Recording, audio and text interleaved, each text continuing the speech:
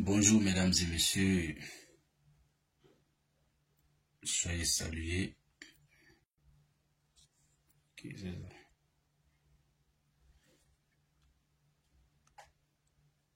Alors, ce matin, nous sommes aujourd'hui lundi 30 septembre 2024.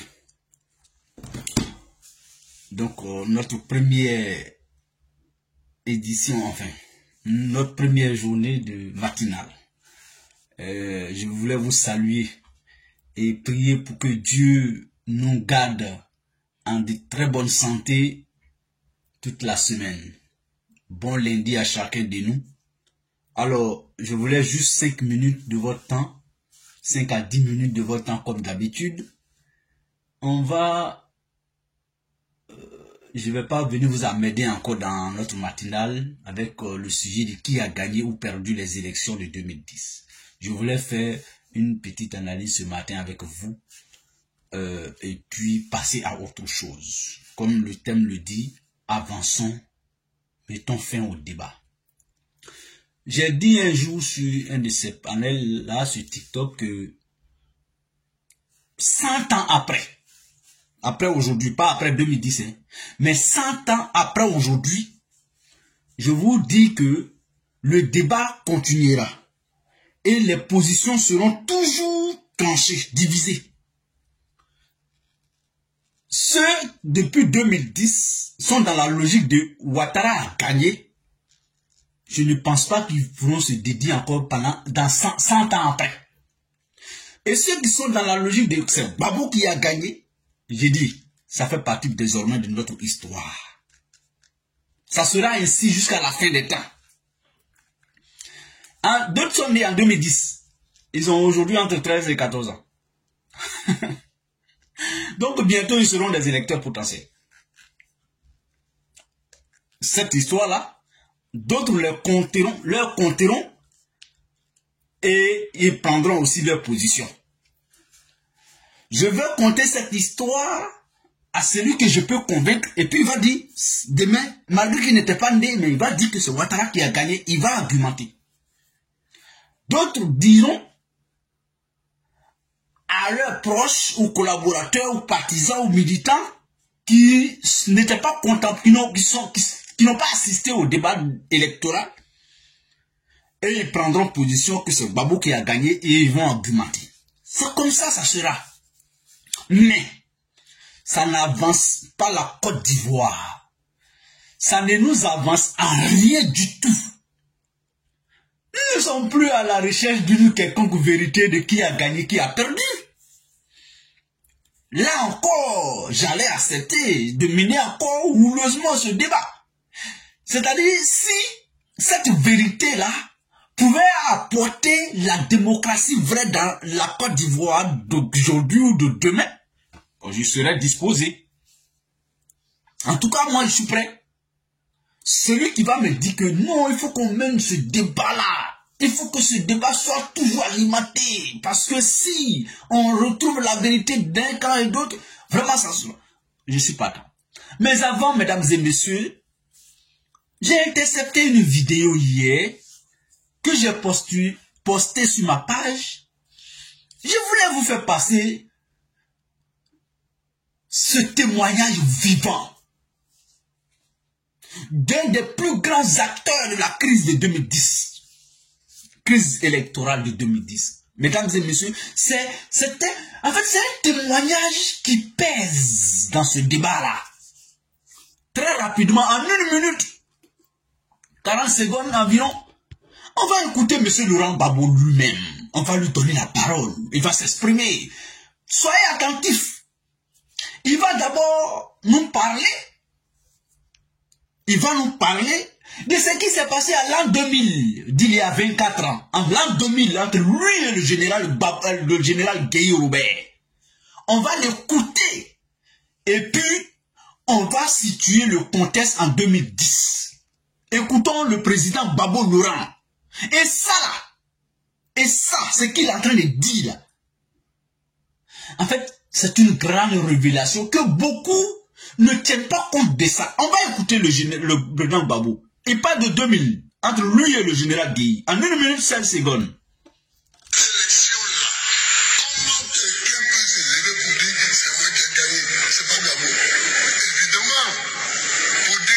Il parle de l'élection de 2001.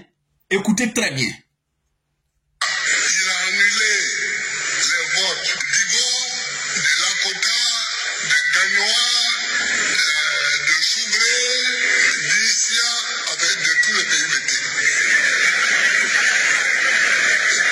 Finalement, la mobilisation du peuple a fait que Gueye est parti. Ont obtenu, après l'annulation des régions subventionnées, Monsieur Gbagbo vient de parler de l'élection de 2000 entre lui et le général Gueye, qui avait pris le soin d'annuler plus de 5 régions BT de l'Ouest que Laurent Gbagbo vient de citer, et que nul ne peut contester que c'était le bastion imprégnable du président Gbagbo,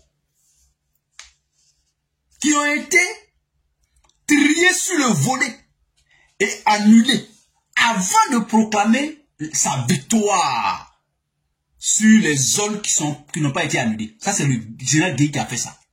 On a fait une compilation de vidéos alors. Le président Gbagbo vient de s'exprimer, vous l'avez bien écouté. Sinon, très bien écouté. Si vous voulez, je rebisse. Et dans la même vidéo, on donne aussi la parole à Yao Paul Indré sur l'élection de 2010. Et puis, on va faire une comparaison entre 2000 et 2010. Et M. Gbagbo était acteur partie prenante des 2 élections successives en Côte d'Ivoire. C'est-à-dire celle qui a lieu en 2000 entre lui et le général Gueye, et celle qui a lieu en 2010 entre lui et le président et le M. Ouattara. On va écouter encore une fois de plus M. Gbagbo Laurent avant que Paul Yaoundé parle de l'élection de 2010. On va rebisser M. Gbagbo Laurent. Cette élection-là, comment quelqu'un peut se lever pour dire que c'est moi qui ai gagné, c'est pas Gbagbo? Évidemment, pour dire ça, il a annulé les votes d'Ivo, de Lakota, de Gagnoa, de Soubré, d'Issia, avec de tous les pays métis. Finalement, la mobilisation du peuple a fait que Gueye est parti. Ont obtenu, après l'annulation des régions subventionnées, Gbagbo Laurent, 2 54 537, soit 51,45%. M. Ouattara Alassane, 1 938 672, soit 48,55%. Article 1er. Les requêtes du candidat Laurent Gbagbo sont recevables, mais partiellement fondées. Article 2. Les résultats du scrutin dans les départements de Bouaké, Kourougou, Ferté-Sédougou, Katiola, Boundiali, Tabakala et Séguéla sont annulés. Article 3. M. Gbagbo Laurent est proclamé élu président de la République de Côte d'Ivoire. Mais évidemment, comme le président Gbagbo l'a si bien dit dans son narratif, il dit évidemment, quand on annule une partie des élections dans une zone favorable à ton adversaire, évidemment, ta victoire devient une réalité. Oui, sur la base de ces annulations-là, évidemment, le Conseil constitutionnel n'a plus d'autre choix que de proclamer le président Gbagbo victorieux de l'élection de 2010. Pourquoi? Justement parce qu'il vient d'annuler près de 10% de l'électorat. Donc, celui qui va vous dire M. Gbagbo a gagné en 2010, selon le Conseil constitutionnel, c'est vrai. C'est le bon langage qu'il faut tenir. Et la personne ne vous a pas menti. Oui, je confirme. Monsieur Gbagbo l'aura à gagner en 2010 selon le Conseil constitutionnel. Mais monsieur Gbagbo n'a pas gagné les élections de 2010 selon les règles du jeu électoral. En fait, soyons humains, soyons sincères envers nous-mêmes. Disons ce qui s'est réellement passé. Et puis les gens nous interpellent, mais pourquoi alors Ouattara a refusé le recomptage des voix? Oh, Seigneur. Oui, je vais répondre à cette question ce matin. Ouattara n'avait pas d'autre choix que de refuser le recomptage des voix. C'est quelles voix qu'on devrait compter, recompter? C'était des voix. Et les 7 départements annulés n'en faisaient pas partie du recomptage des voix. C'est-à-dire quoi? Le résultat que le Conseil constitutionnel a proclamé, a certifié là, en faveur de Gbagbo là, c'est sur ça qu'on devrait recompter. Et non sur l'ensemble de l'élection. Bon, est-ce que ça allait changer quelque chose? Ça n'allait rien changer. J'invite les uns et les autres de bien se renseigner. Comment est organisée une élection chez nous à Abidjan, en Côte d'Ivoire? Ce n'est pas le Conseil constitutionnel qui organise une élection. Et quand on n'organise pas quelque chose là, et qu'on a juste le droit d'observateur, de certificateur de cette organisation, on ne modifie pas le jeu. On ne modifie pas l'organisation. Parce qu'on n'a pas ce rôle d'organiser. On ne modifie pas les résultats issus de l'organisation. La seule instance habilitée à modifier les résultats électoraux en Côte d'Ivoire, c'est la commission électorale. Parce que c'est elle qui organise les élections. C'est elle qui organise les élections. C'est elle qui peut modifier le résultat. Ce n'est pas le Conseil constitutionnel. Le résultat issu de l'organisation est transféré au Conseil constitutionnel pour validation ou invalidation. Et le Conseil constitutionnel, là, pour le valider dans son entièreté, doit effectivement se rassurer qu'il n'y a pas eu de violation des droits de l'homme, des droits de vote, etc. Pour dire oui, je valide. Ou non, je ne valide pas parce que j'ai constaté des irrégularités. Donc, allez-y, votre organisation la reprenez et puis transférez-moi le nouveau résultat avant que je me prononce. Voici le rôle du Conseil constitutionnel chez nous en Côte d'Ivoire. Pour ne pas que le verdict du Conseil constitutionnel ne soit voie d'aucun recours là, il faut qu'il fasse effectivement le travail pour lequel il est là. Et le travail pour lequel le Conseil constitutionnel intervient dans l'élection en Côte d'Ivoire, c'est le rôle de certifier, valider ou invalider un résultat issu de l'organisation de la part de la commission électorale indépendante.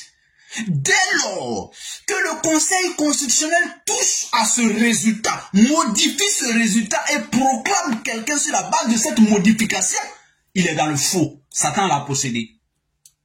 Selon Paul Yaoundé, Satan nous a tous possédés. Vous savez pourquoi il a dit ça? Il pouvait dire Satan vous a tous possédés, vous qui étiez au candidat. Mais il dit, Satan nous a tous possédés. Ça veut dire que lui, il a fait un travail satanique. Il a fait ce qu'il ne devrait pas faire. Parce que quand tu fais ce qu'on t'a dit de faire, ce qui est juste, Satan n'est pas juste. Si tu as fait ce que toi, la loi t'a dit de faire, tu n'as rien à te reprocher pour dire que Satan m'a possédé. Quand on dit Satan a possédé quelqu'un, ça veut dire il s'est égaré. Et le Conseil constitutionnel en 2010 s'était égaré. C'est pourquoi il a dit Satan nous a tous possédés quand il est revenu investir Ouattara. Donc, il était parti au Ghana. Donc, on peut dire qu'il s'était déjà exilé. Qu'est-ce qu'il a contraint pour venir encore en Côte d'Ivoire réinvestir même à Alassane Ouattara? Satan l'a possédé. Il a fait son mea culpa, il est revenu. Donc, ce débat, si on doit aller toujours là-dessus, parce que ce que moi je suis en train de dire là, ça va déplaire à ceux qui veulent entendre que c'est Gbagbo qui a gagné. Moi, je dis, Alassane a gagné une élection en 2010. L'élection de 2010, Gbagbo l'a gagné en fonction du résultat que Paul Yao, baron du FPI, président du Conseil constitutionnel, a proclamé. Sur la base de quoi? Après avoir annulé plus que 7 départements. Donc 3 à 4 régions de la Côte d'Ivoire. Donc, et pourtant, aucun centimètre carré de la Côte d'Ivoire ne doit être exclu du jeu électoral. Est-ce que les gens savent ça? Aucun centimètre carré. Si vous voyez que l'élection n'a pas lieu en 2005, si vous voyez que l'élection présidentielle n'a pas lieu en 2005 en Côte d'Ivoire, c'est parce que on avait estimé qu'il y a des portions de la République de Côte d'Ivoire qui étaient encore, je veux dire, qui ne pouvaient pas habiliter une élection, qui ne pouvaient pas accueillir l'organisation saine d'une élection. C'est pourquoi on est parti jusqu'en 2010, pour se rassurer que la superficie de la Côte d'Ivoire, 322 462 km² là, peut accueillir une élection normale, transparente et démocratique en Côte d'Ivoire. Donc ceux qui viennent nous dire, non, il y a des bureaux de vote où le représentant du président Gbagbo a été chassé, Gbagbo a eu 0 voix dans les bureaux de vote, je vais vous dire ça pour terminer. Moi j'ai été représentant d'Alassane Ouattara dans un bureau de vote à Bouaké. Je vais vous conter cette histoire, elle est très brève, c'est 2 minutes, 2 secondes. J'ai été représentant du RDR, parce qu'on ne parlait pas du RHDP, du RDR au premier tour de l'élection à Bouaké, dans un centre de vote. C'était, je crois, le quartier s'appelle Coco ou bien Sokora, un truc comme ça. Il y avait un jeune qui représentait le PIT. Mais il n'était pas PIT. Il n'était pas PIT, il était RDR. Et puis, quand on a fermé les bureaux de vote, on a commencé le recomptage des voix. PIT a eu 0 voix. Mais on a dit, mais il y a au moins son représentant, au moins une voix, on peut comprendre. Son représentant a levé la main. Il dit non, hein. Moi, je ne suis pas PIT. Hein. Je suis venu représenter le PIT parce qu'on m'a donné 5 000 francs pour venir représenter le PIT. Donc, il a eu 0 voix. Il dit non, moi, lui, il est RDR. Mais il est là, il regarde. Il va certifier le résultat ici. Il va faire son travail. Mais ça n'enlève rien à lui être supporter du RDR. Mais il ne vient pas pour combattre aussi le PIT parce qu'il est venu les représenter. On lui a donné 5 000 francs pour faire la journée. C'était comme ça dans certains bureaux de vote. Même au sud, c'était comme ça. On n'avait pas besoin d'être PIT pour représenter PIT. Bon, ça c'est la logique, ça c'est normal, c'est ce qui doit se faire. Mais chez nous en Afrique là, on connaît comment ça se passe. Moi-même, je vous donne ce témoignage. Il y a eu des bureaux de vote où PIT, j'étais président de ce bureau de vote en 2010 à Bouaké, au premier tour des élections. Pas au deuxième tour, au premier tour. PIT était candidat. Le représentant du PIT a voté le RDR. Donc, PIT a eu 0 voix. Et ce PIT s'est plaint. Pour dire, il y a des bureaux de vote où j'ai eu 0 voix. Hein? Tu peux avoir 0 voix dans les bureaux de vote, c'est possible. Même ton représentant peut ne pas te voter. Ou bien il peut faire du bulletin blanc. Alors, ce débat-là, il est derrière nous. Avançons. Le plus important, c'est devant. Mesdames et messieurs, chers amis, bonne journée à chacun de nous. Bonjour, très chers frères Lassine et Diomané. Bonjour à tous. Je n'ai même pas eu le temps de saluer individuellement, mais je vous salue en global, comme le dit quelqu'un. Portez-vous bien et à très bientôt. Au revoir.